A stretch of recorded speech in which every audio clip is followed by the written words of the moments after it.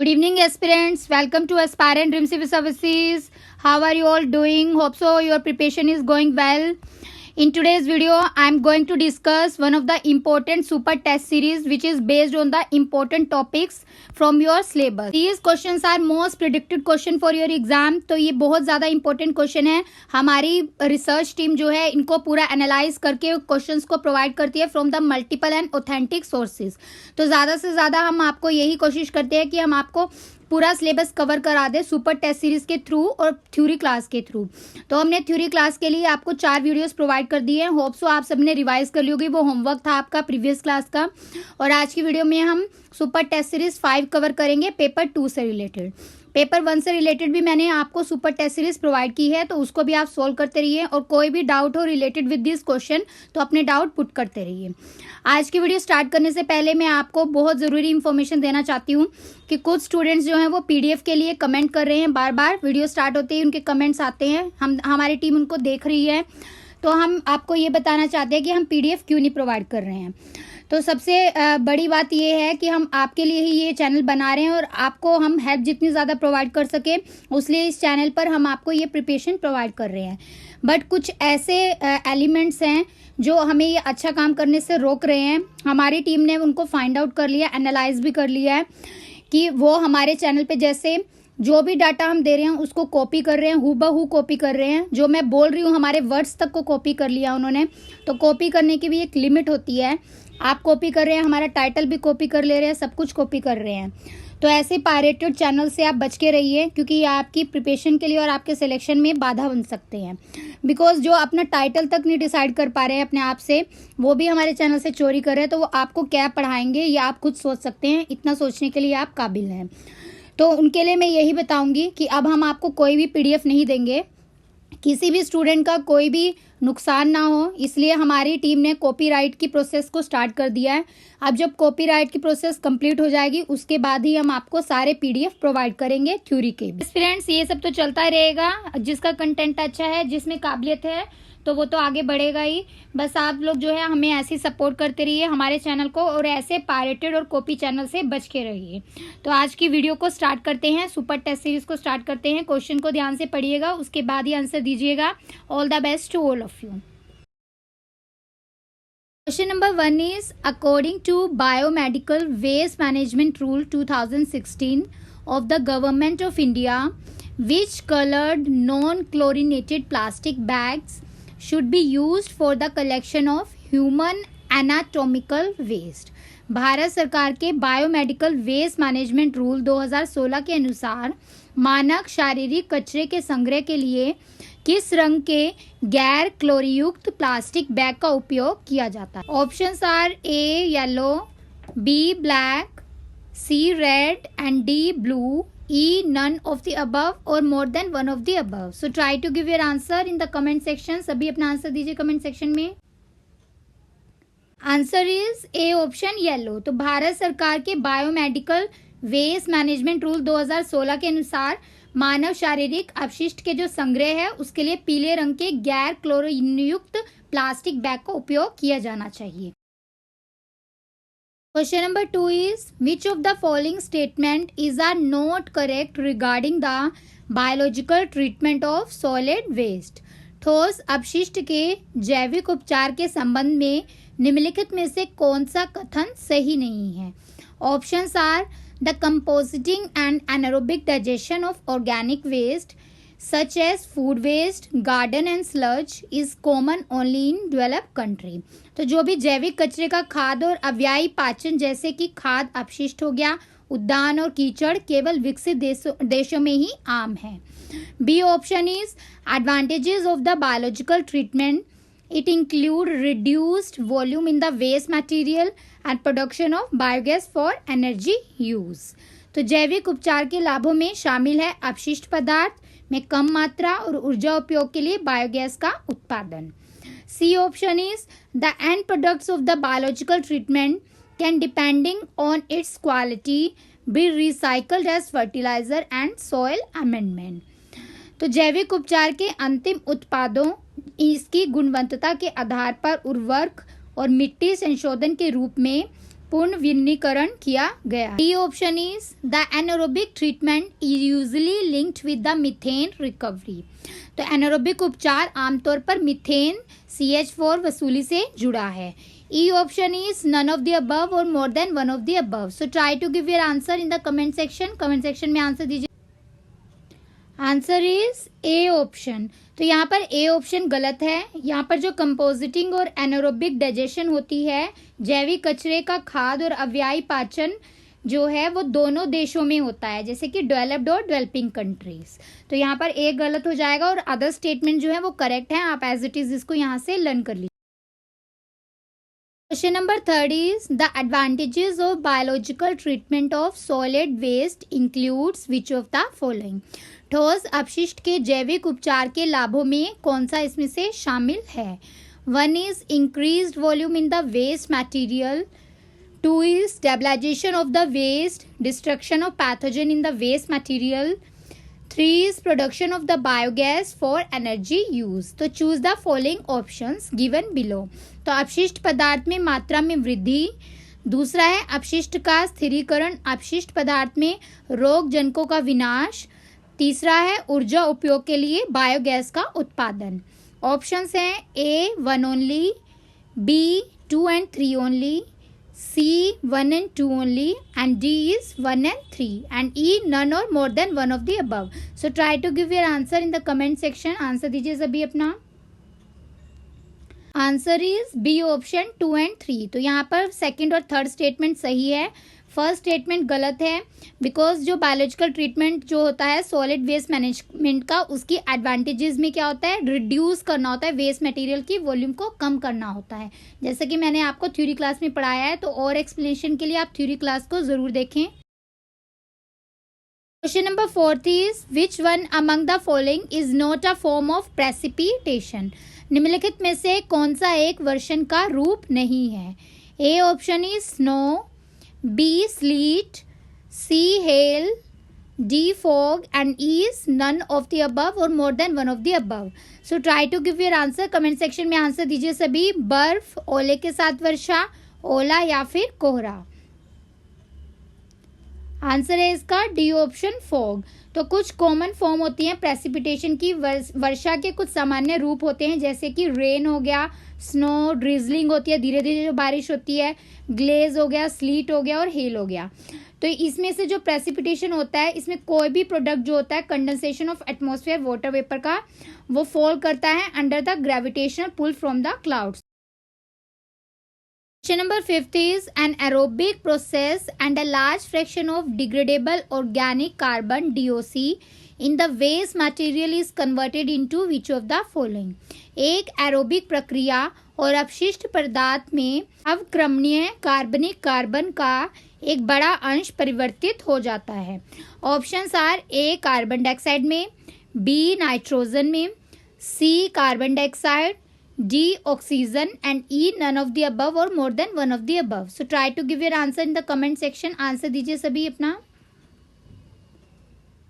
Answer है इसका C option carbon dioxide.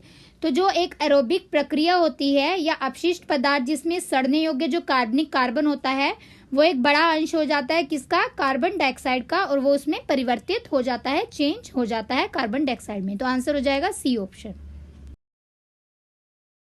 Question number 6 is which of the following statement is correct regarding the anaerobic digestion। अव्ययीय पाचन के संबंध में निम्नलिखित में से कौन सा कथन सही है। Anaerobic digestion of organic waste expedites the natural decomposition of organic material with the oxygen। तो जो भी कार्बनिक कचरे के अव्ययीय पाचन होते हैं, उसमें से ऑक्सीजन के साथ कार्बनिक पदार्थों के प्राकृतिक अपघटन को तेज करता है। B option is anaerobic digestion of organic waste expedites the natural decomposition of organic material without nitrogen. तो कार्बनिक कचरे के अव्ययीय पाचन नाइट्रोजन के बिना कार्बनिक पदार्थों के प्राकृतिक अपघटन को तेज करता है।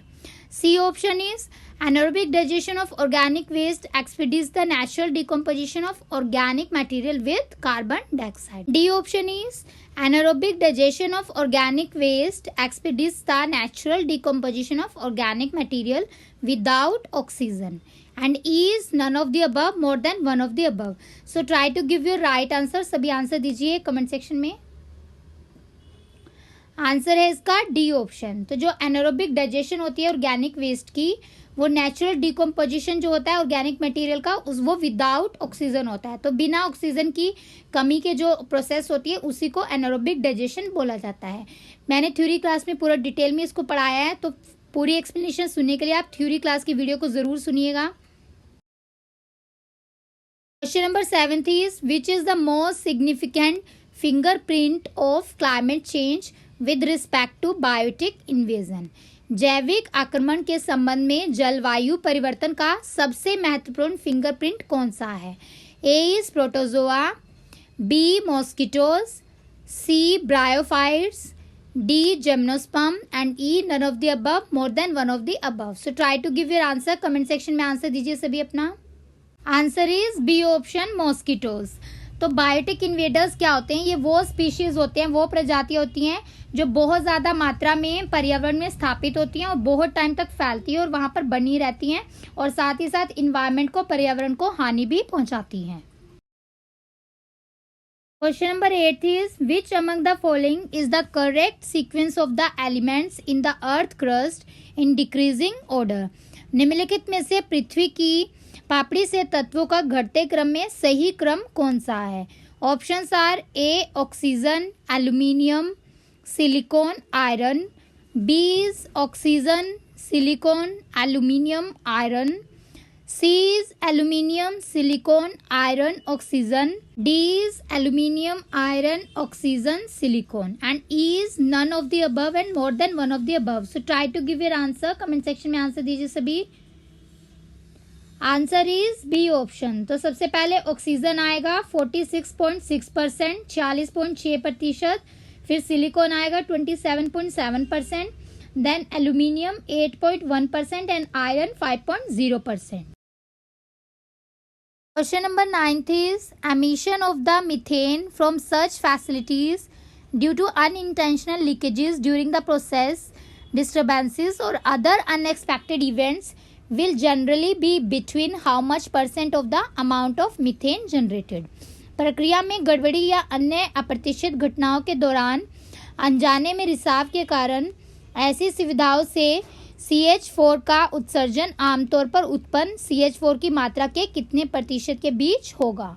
ऑप्शंस हैं A 2 and 5%, B 4 and 7%, C 0 and 10% and D is 6 and 9% and E none or more than one of the above. So try to give your answer. Comment section में आंसर दीजिए सभी.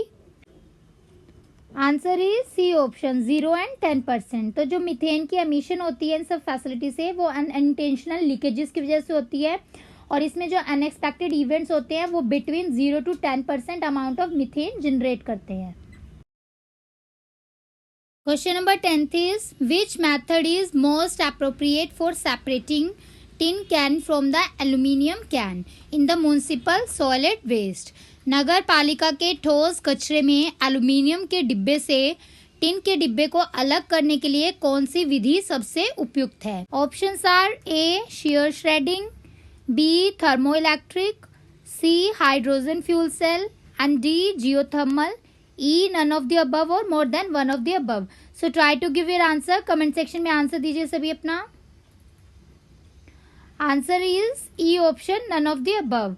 So इसमें क्या use होता है? ये most appropriate method होता है मैग्नेटिक फील्ड सेपरेशन का. तो ये एक प्रोसेस होती है जिसमें कंपोनेंट जो होते हैं मिक्सचर के किसी भी, उसको सेपरेट किया जाता है with the use of magnet. और ये मैग्नेट जो है अट्रैक्ट करता है डिफरेंट मैग्नेटिक फील्ड को, तो इसको बोला जाता है magnetic field separation. Question number 11th, as per the Occupational Safety and Health Administration, hazard communication pictogram of flame over the circle represent the hazardous waste to be and which of the following. तो जो भी व्यावसायिक सुरक्षा और स्वास्थ्य प्रशासन के अनुसार खतरे का संचार वृत्त के ऊपर लो का चित्रलेख खतरनाक अपशिष्ट को दर्शाता है. Options are A oxidiser, B acutely toxic, C explosive and D irritant. E none of the above or more than one of the above. So try to give your answer. Comment section में answer दीजिए सभी. Answer is A option, oxidiser. तो oxidisers जो होते हैं ये solid, liquid और gaseous form में होते हैं। ठोस, तरल पदार्थ और गैस होते हैं। बिना किसी ऊर्जा इनपुट के कार्बनिक पदार्थों के साथ रिएक्ट कर जाते हैं, आसानी से प्रतिक्रिया करते हैं। Question number 12 is, as per the amend rule for the implementation of Forest Right Act of 2006, the transit passes for the transport of minor forest produce and it is issued by which of the following department? One अधिकार अधिनियम 2006 के क्रियान्वयन हेतु संशोधित नियमों के अनुसार लघु वनोपज के परिवहन के लिए पारगमन पास और किसके द्वारा जारी किया जाता है?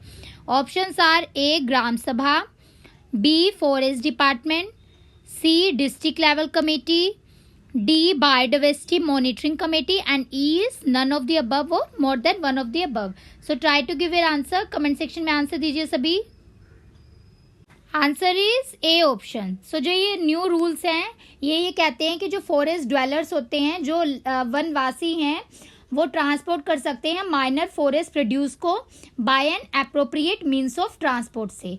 और ये भी मैंडेट करते हैं कि जो ट्रांजिट पासिस हैं इनको इशू किए जाएंगे by the committee constituted by the Gram Sabha. Question number 13, municipal solid waste management and handling rule 2000 were replaced by which of the following rules? Options are A. Solid Waste Management and Handling Rule 2016, B. Solid Waste Management Rule 2016, C. Municipal Solid Waste Management and Handling Rule 2016 and D. Solid Waste Management and Handling Rule 2020 and E is none of the above, more than one of the above। तो municipal solid waste प्रबंधन और handling नियम 2000 को प्रतिस्थापित किसने किया है इसमें से? Try to give your answer, comment section में आंसर दीजिए सभी। Answer is B option, solid waste management rule 2016। पूरी डिटेल के लिए आप वीडियो देखिए थ्योरी क्लास की जो प्रोवाइड की है। थ्योरी क्लास 1 में हमने पढ़ाया था पूरा डिटेल में।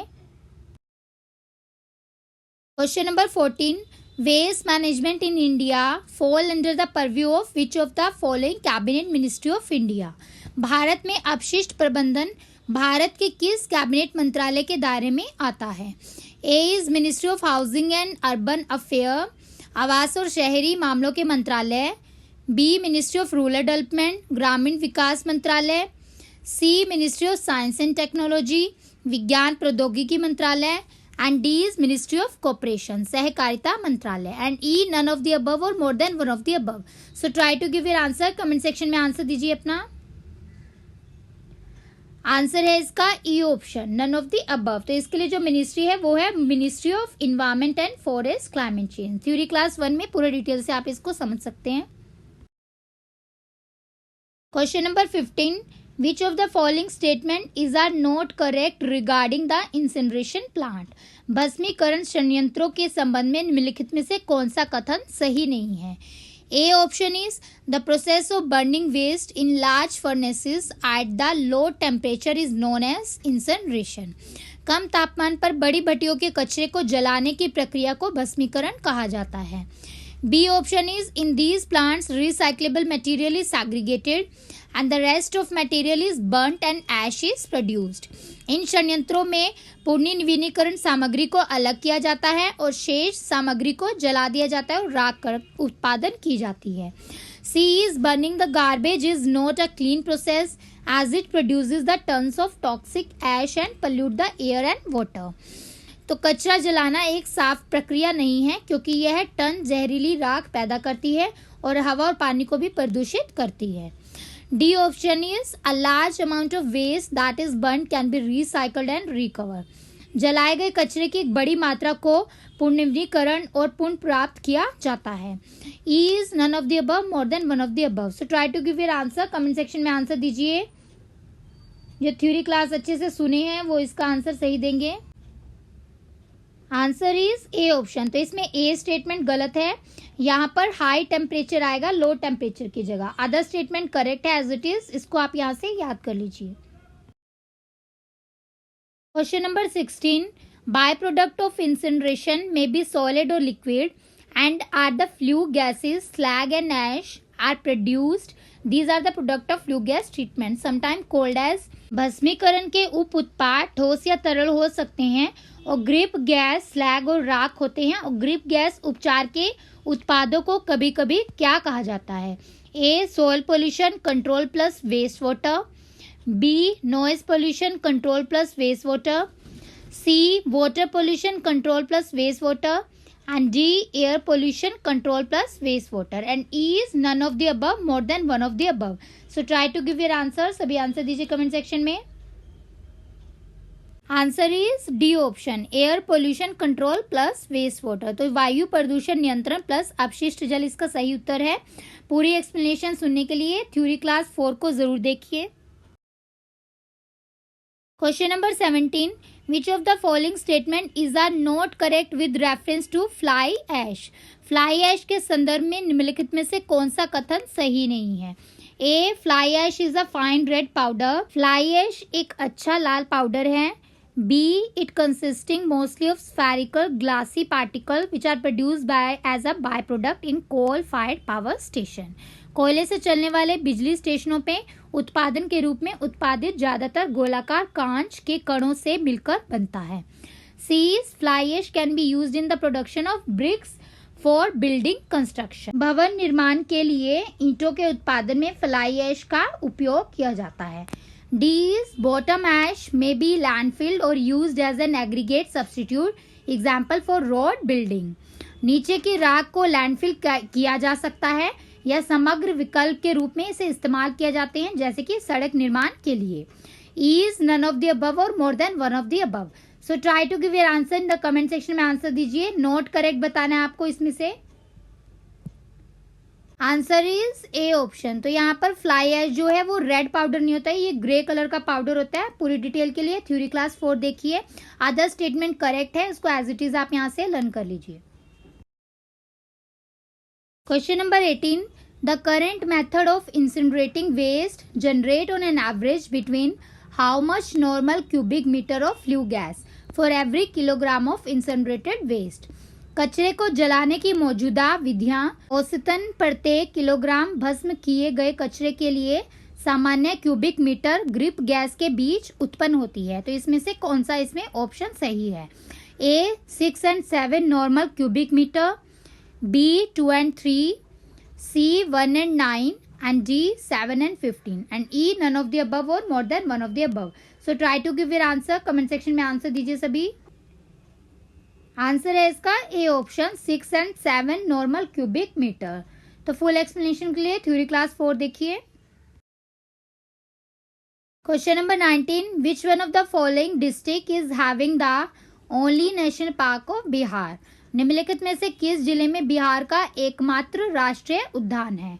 Options are A, Bhagalpur, B, Muzaffarpur, C, east Champaran, and D, Rohtas, and E, none of the above and more than one of the above. So try to give your answer. Comment section में answer दीजिए अपना। Answer है इसका E option, none of the above. तो इसका answer है Valmiki national park, जो एक टाइगर रिजर्व है, west Champaran district of Bihar में है। This is the only national park in the Bihar. तो ये आंसर हो जाएगा E option, west Champaran. Question number 20, as per India state of forest report 2019, what is the percentage of all type of forest are the total geographical area of Bihar state? भारतीय राज्य one report 2019 के अनुसार बिहार राज्य के कुल भौगोलिक क्षेत्र में सभी प्रकार के वनों का प्रतिशत कितना है? A is 3.25%, B 4.89%, C 6.67%, and D 7.76%, and E, none और more than one of the above. So try to give your answer. Comment section में आंसर दीजिए। आंसर है इसका डी ऑप्शन, 7.76%। तो as per India state of forest report 2019 के according जो बिहार है उसका फॉरेस्ट कवर है 7.76%। Question number 21, the Patna municipality establish on 2 November 1864 was renamed Patna city municipality in which year? 2 नवंबर 1864 को स्थापित पटना नगर पालिका का नाम बदलकर पटना नगर पालिका कर दिया गया था। Options are A 1905, B 1911, C 1912 and D 1949 and E none or more than one of the above. So try to give your answer. Comment section में आंसर दीजिए सभी. Answer is E option, none of the above. तो इसमें year आपको याद रखना है 1917 में ये चेंज हुआ था, रीनेम हुआ था as a Patna city municipality. Question number 22. Patna administrative committee and Patna Bankipur joint water work committee substituted by the Patna Municipal Corporation, which came into force on 15th August 1952 under the provision of Patna Municipal Act of which of the following. Patna प्रशासनिक समिति और पटना बांकीपुर संयुक्त जल निर्माण समिति को पटना नगर नियम द्वारा प्रतिस्थापित किया गया था, जो पटना नगर नियम अधिनियम के प्रावधान के तहत 15 अगस्त 1952 को लागू हुआ था. ऑप्शंस हैं ए 1949 में, B 1950, C 1951 and D 1952 and E none of the above or more than one of the above. So try to give your answer. Comment section में आंसर दीजिए सभी. Answer is C option 1951. तो ये किसकी provision के under आया था? Patna municipal act of 1951. Question number 23.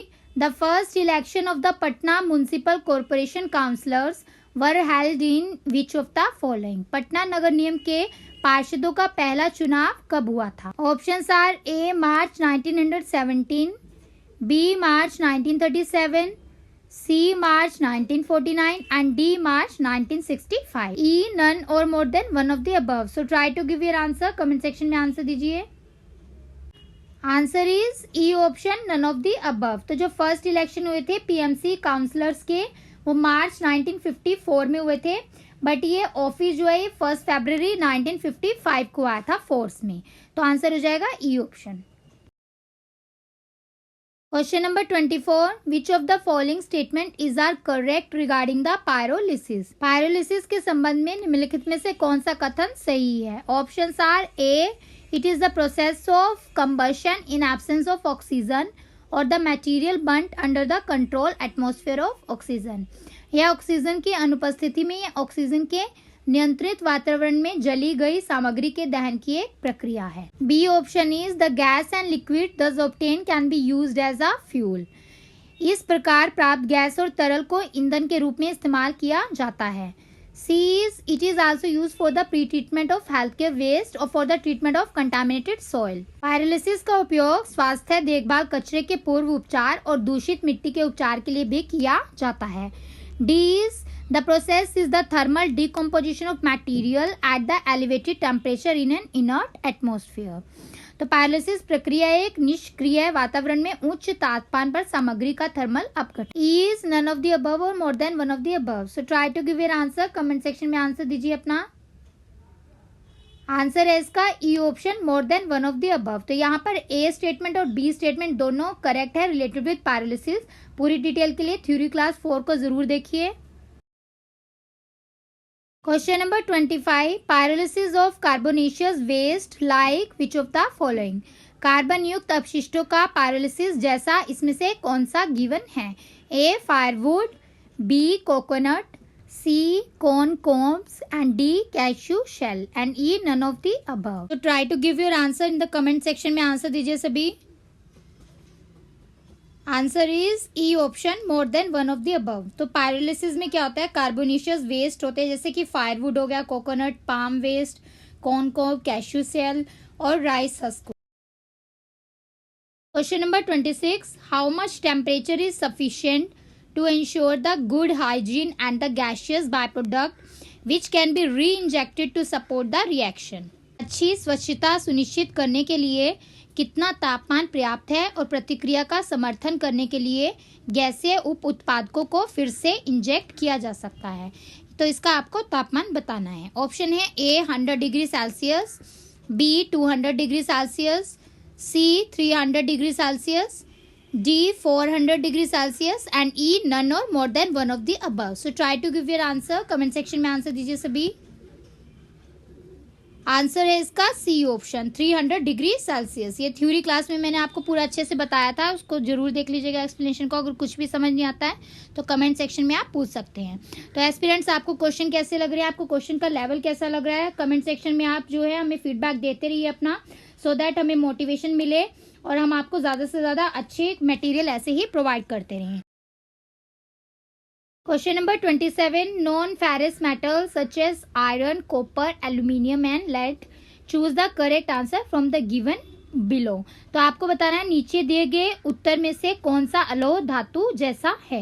Options are A 1, 2 and 3 only, B 2, 3 and 4 only, C 1 and 2 only, and D 3 and 4 only, and E none or more than one of the above. So try to give your answer. Comment section में answer दीजिए सभी। Answer is B option 2, 3 and 4। तो non ferrous metals होते हैं aluminium, copper, lead, nickel and tin, और साथ ही साथ zinc भी होता है। तो इसमें जो कॉपर एलॉयज होते हैं उसमें यूज किया जाता है ब्रास और ब्रोंज को कॉपर एलॉय बनाने के लिए। और जो नॉन फेरस मेटल्स होते हैं ये एलॉयज होते हैं उन मेटल्स के जिनके अंदर कोई भी अमाउंट ऑफ आयरन नहीं होता है। Question number 28. Thermal treatment is suitable for the waste with a high carbon and hydrogen content, that is organic waste.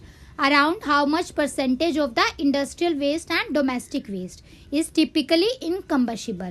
उसमें उपचार उच्च कार्बन और हाइड्रोजन सामग्री वाले कचरे के लिए उपयुक्त है, यानी जैविक कचरे का कितना प्रतिशत औद्योगिक अपशिष्ट और घरेलू कचरा आमतौर पर ज्वलनशील होता है।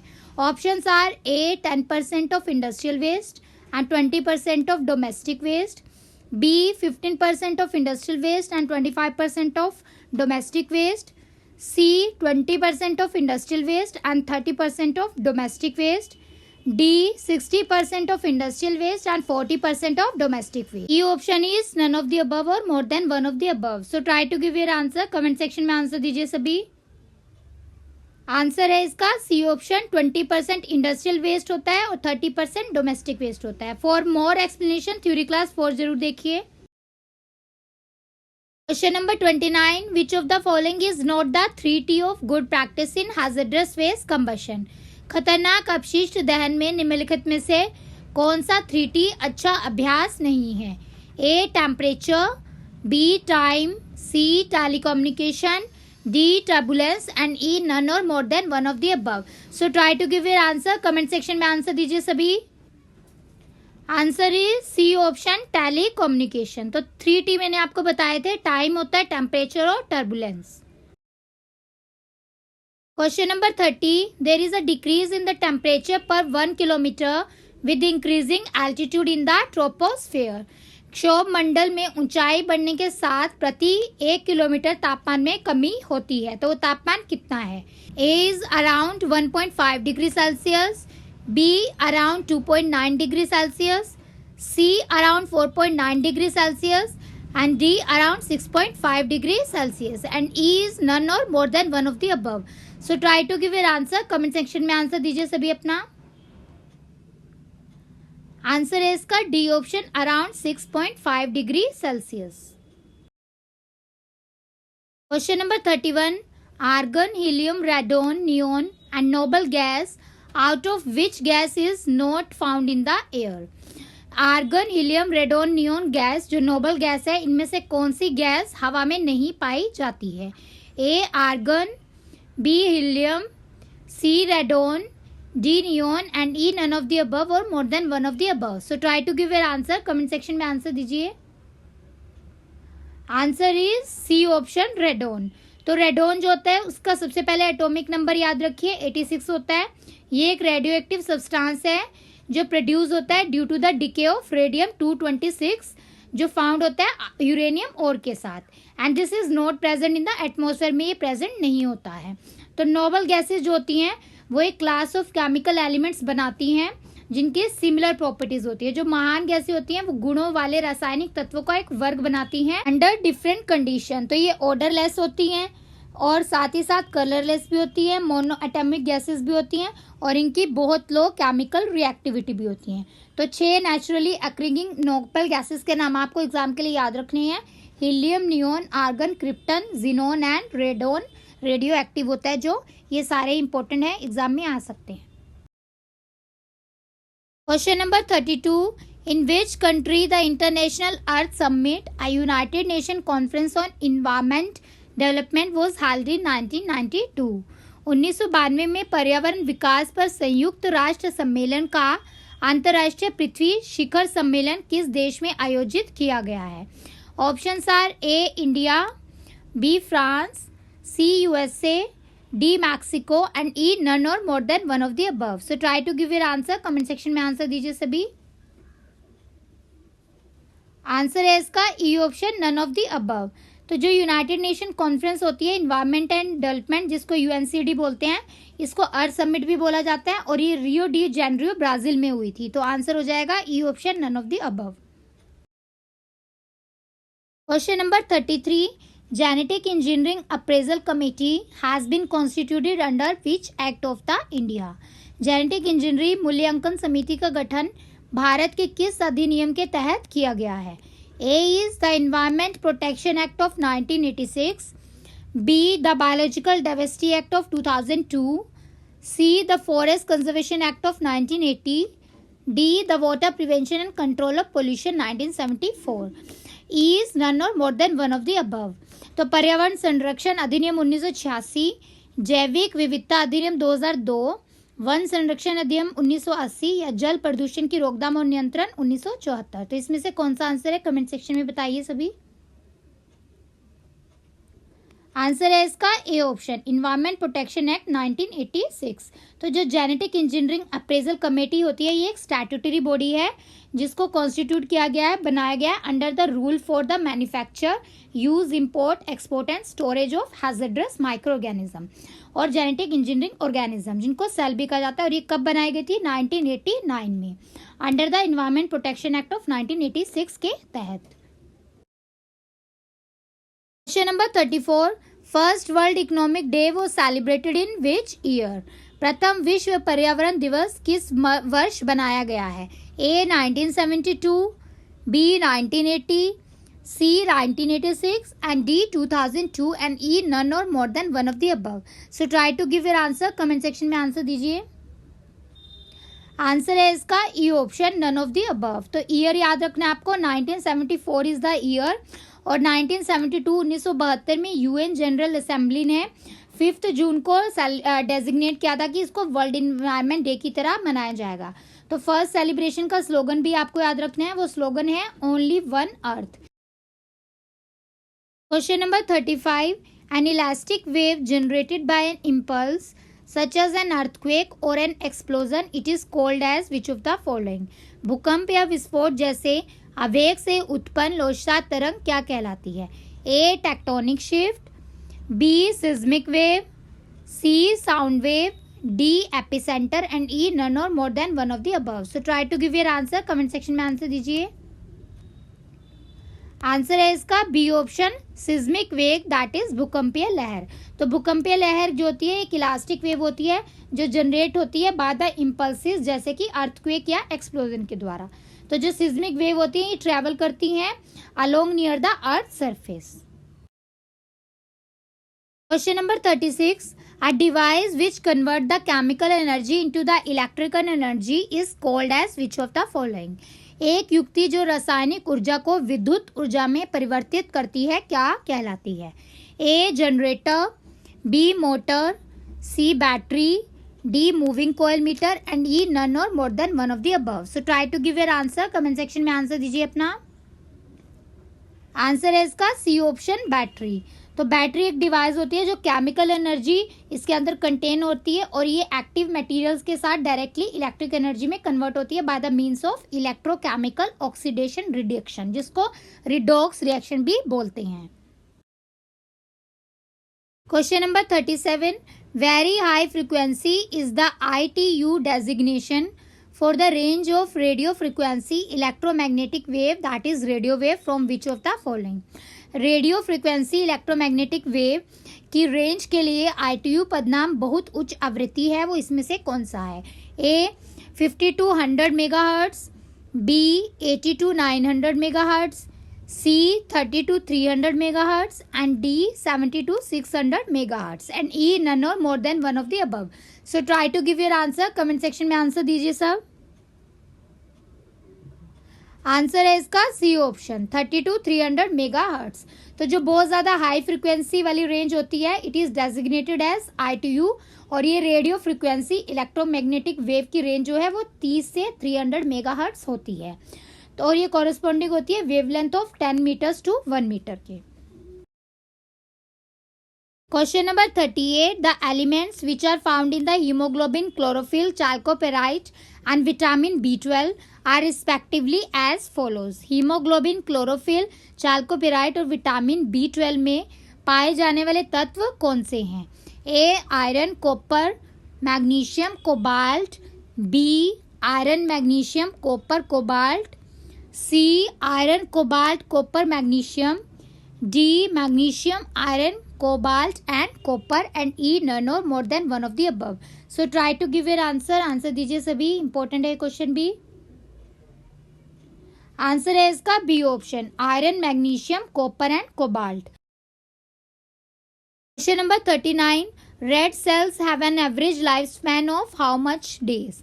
ऑप्शंस हैं A 10 days, B 46 days, C 90 days, D 100 days and E none or more than one of the above. लाल कोशिकाओं का औसत जीवन काल लगभग कितना होता है? Try to give your answer. Comment section में बताइए सभी. आंसर है इसका ई ऑप्शन. तो answer none of the above हो जाएगा बिकॉज ये कितना होता है 120 डेज. तो आपको याद रखना है जो रेड सेल्स होते हैं उनका एवरेज लाइफ स्पैन होता है 120 दिन का और ये क्लियर्ड होते हैं बाय द फैगोसाइटोसिस से और साथ ही साथ ये एक्यूमुलेटेड करते हैं changes during their life time. Approximately 5 million erythrocyte जो होते हैं जिनका एवरेज नंबर माइक्रोलीटर में काउंट करते हैं इनको रिमूव किया जाता है from the circulation every second. Question number 40. Mercury pollution is considered hazardous to the human health because which of the following? पारा प्रदूषण को मानव स्वास्थ्य के लिए खतरनाक माना क्यों जाता है? A mercury is a pure metal and hard to digest. पारा एक शुद्ध धातु है पचाने में कठिन है. B mercury accumulates and is concentration increases high up in the food chain. पारा जो है वो जमा हो जाता है और खाद्य श्रृंखला में इसकी एकाग्रता बढ़ती रहती है.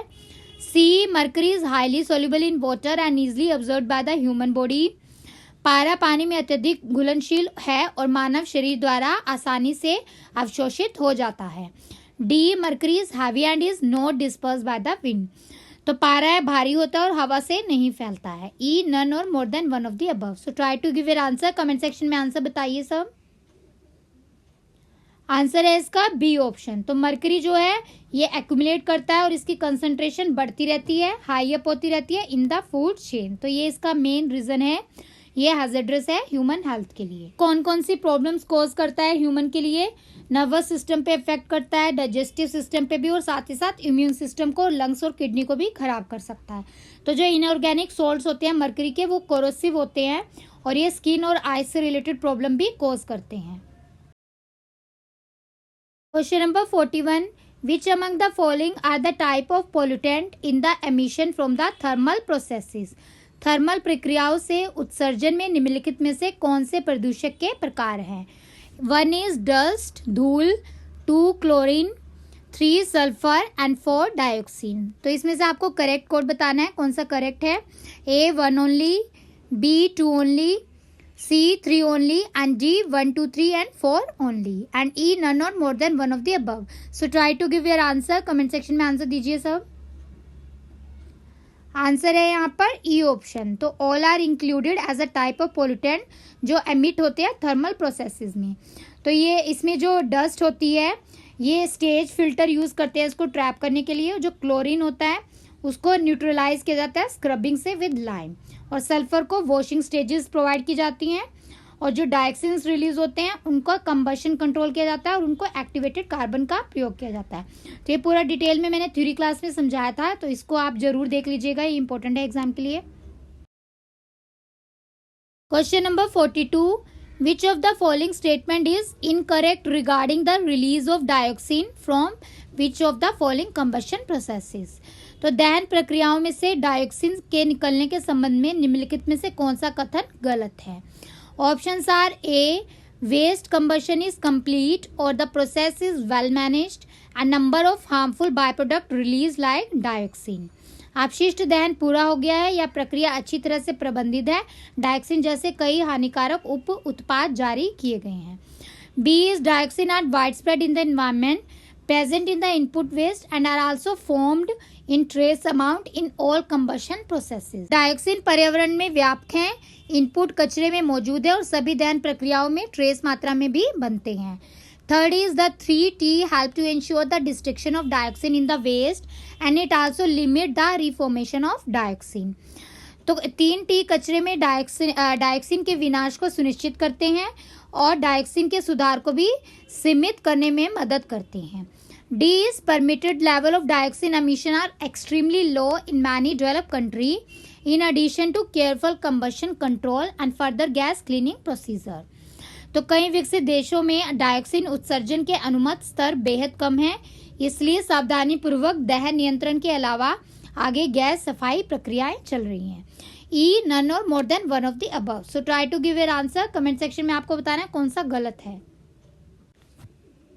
आंसर है यहाँ पर ए ऑप्शन. तो ए ऑप्शन गलत है बिकॉज जो वेस्ट होता है कंबशन के अंदर वो इनकम्प्लीट कंबशन होता है उसका इस प्रोसेस के अंदर और ये वेल मैनेज नहीं होता है. तो इसके अंदर जो भी अनवांटेड प्रोडक्ट्स होते हैं जैसे कि डायोक्सिन वगैरह ये रिलीज होते हैं. तो इसके लिए पूरा डिटेल में मैंने थ्योरी में अच्छे से समझाया था, आप उसको अच्छे से देख लीजिए और अदर स्टेटमेंट यहाँ पर करेक्ट है, इसको एज इट इज आप लर्न कर लीजिए. Question number 43. Rotary kiln incinerators are extensively used because of their ability to handle a wide variety of hazardous waste. Which of the following gases are emitted from the rotary kiln incinerators? विभिन्न प्रकार के खतरनाक कचरे को संभालने की उनकी क्षमता के कारण रोटरी भट्टा भस्म का व्यापक रूप से उपयोग किया जाता है. तो इनमें से कौन सी गैस रोटरी भट्टा भस्म से उत्सर्जित होती है? ए, HCl, B, carbon monoxide, C, sulfur dioxide and D, nitrous oxide and E, none or more than one of the above. So try to give your answer. comment section में answer बताइए सभी. Answer है इसका E option. तो यहाँ पर सारी gases आएंगी, आप एक बार इसको सुन लीजिए ध्यान से, इंपॉर्टेंट है ये. जो रोटरी किल इंसिनरेटर होता है उसमें से कौन कौन सी गैस निकलती है? एक तो HCl निकलती है और साथ ही साथ कार्बन मोनोऑक्साइड निकलती है, डस्ट भी निकलते हैं, सल्फर डाइऑक्साइड, हाइड्रोफ्लोरोकार्बन और नाइट्रस ऑक्साइड और ऑक्सीजन भी रिलीज होती है. Question number 44. Under the reduction of hazardous substances provision, cost for sampling and testing shall be borne by the government for conducting the ROH test. If the product does not comply with the ROH provision, then the cost of the test will be borne by which of the following? तो खतरनाक पदार्थों में कमी प्रावधानों के तहत ROH परीक्षण आयोजित करने के लिए नमूने और परीक्षण की लागत सरकार द्वारा वहन की जाएगी. यदि उत्पादन ROHS प्रावधानों का अनुपालन नहीं करता है तो परीक्षण की लागत द्वारा वहन किससे दिया जाएगा? ऑप्शंस है A, government, B, producers, C, consumers, D, other involve agency and E, none और more than one of the above. So try to give your answer. Comment section में आंसर बताइए सभी. Answer is B option. तो इसका answer हो जाएगा producers. तो ये जो एक कॉस्ट ये लागत होती है ये कौन वहन करता है? इसको प्रोड्यूसर्स वहन करते हैं जो निर्माता होते हैं. Question number 45. The erotic fumes are released with the heating of plastic और PVC circuit boards. The fumes may contain which of the following well known carcinogen. Plastic या PVC सर्किट बोर्ड को गर्म करने से कामुक धुएं निकलते हैं. धुएं में से निम्नलिखित में से कौन से प्रसिद्ध कार्सिनोजन हो सकते हैं? Options are A, polychlorinated dibenzo paradioxin PCDDs, B, polycyclic aromatics, C, polychlorinated dibenzofuran, D, gases such as carbon monoxide, sulphur dioxide, nitrogen oxide and E is none और more than one of the above. So try to give your answer. Comment section में answer दीजिए. Answer is E option. All of the above. तो ये सारी gases हैं release होती हैं on heating up of plastic और पीवीसी सर्किट बोर्ड। तो ये भी इंपॉर्टेंट क्वेश्चन है, इसको एज इट इज लर्न कर लीजिए। Question number 46, hardening of the steel releases the hazardous waste containing which of the following. Steel के सख्त होने से खतरनाक अपशिष्ट निकलता है, इसमें से कौन है? A tar containing waste, B lead bearing residue, C cyanide nitrate containing sludge, and D brine sludge containing mercury. E none of the above, more than one of the above. So try to give your answer in the comment section में answer दीजिए सभी। Answer is C option, cyanide nitrate containing sludge. Question number 47, red colored container in the hospitals are used to dump which of the following। अस्पतालों में लाल रंग के कंटेनरों को dump करने के लिए उपयोग किया जाता है, किसके लिए? A waste from the laboratory cultures, B waste sharp, C human anatomical waste, D housekeeping waste, and E none और more than one of the above. So try to give your answer, comment section में answer दीजिए सभी। Answer is A option. तो answer हो जाएगा waste from the laboratory culture.